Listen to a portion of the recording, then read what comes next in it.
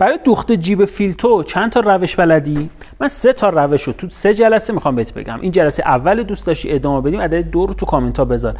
برای تمرین هم برو کانال تلگرام این جلسه رو دانلود کن.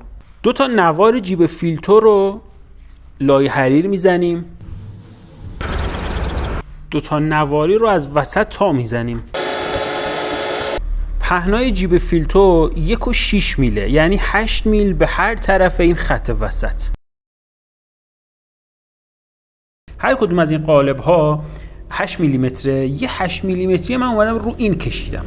خب هر کدوم از اینا باید تو این 2 تا قالب جا بشه. 2 سانتی متر قبل از پایان جیب سوزن رو در راستای خط قرار میدیم. نواری رو این زیر قرار میدیم. وقتی به این خط پایان رسیدین کارو بچرخونین. این صابون رو با این صابون زیر جفت کنین. وقتی به خط پایان رسیدین کارو بچرخونین، 2 سانت ادامه بدین.